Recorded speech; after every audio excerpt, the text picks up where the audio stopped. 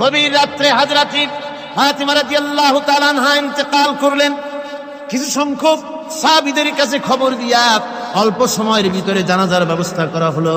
হযরত আবু যর গিফারী রাদিয়াল্লাহু তাআলা আনহু কবরের ভিতরে নেমে গেলেন। কবরের ভিতরে নেমে গিয়া হযরত আবু যর বলেন, রে কবর, তোর ভিতরে আজকে কাকে রাখবো, তুই কি তা জানিস নাকি? কোনো জবাব আসে না।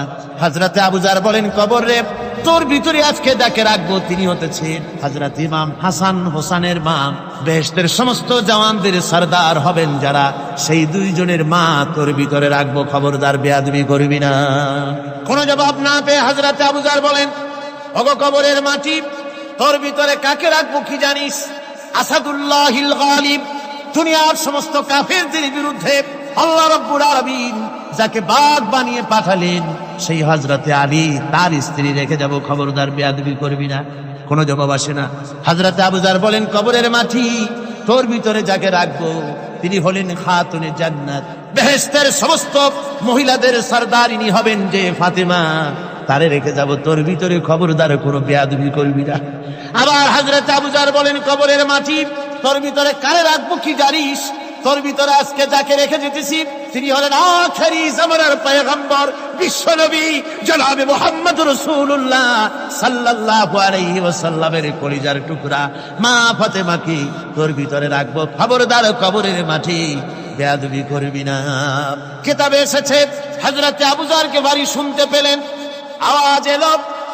আওয়াজ এলো, কে যেন বলতেছে, রে আবু যর, আমি ফাতেমা কি চিনি না, হাসান হোসেনের মা কি চিনি না, আলীর স্ত্রী চিনি না, রাসূলের মেয়ে মা ফাতেমা কি চিনি না। আমল যদি ভালো হয় আমার ভিতরে, আমল ভালো নিয়ে যে আসবে শান্তিতে থাকবে, আর আমল যদি খারাপ হয় আমার ভিতরে, তার অবস্থা চূড়ান্ত হয়ে যাবে। আমার ভাইরা, আমার বন্ধুগণ, আমলের উপরে ভিত্তি করে কিয়ামতের দিন নাজাত হবে। আমল যদি খারাপ হয়ে যায়, কিয়ামতের দিন কেউ তাকে বাঁচাতে পারবে না। এই জন্য কিয়ামতের ময়দানে, হাসরের দিনে আল্লাহর হাবিব জনাবে মুহাম্মদ রাসূলুল্লাহ সাল্লাল্লাহু আলাইহি ওয়াসাল্লাম সিজদায় পড়ে কাঁদতে থাকবেন।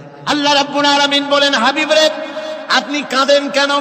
আজকে তো আপনার কাঁদার দিন না, আমি আপনাকে মাকামে মাহমুদ দান করেছি, আমি আপনাকে কাউসার দান করেছি। আপনার আজকে সম্মানের দিন, মর্যাদার দিন, কাঁদেন কেন?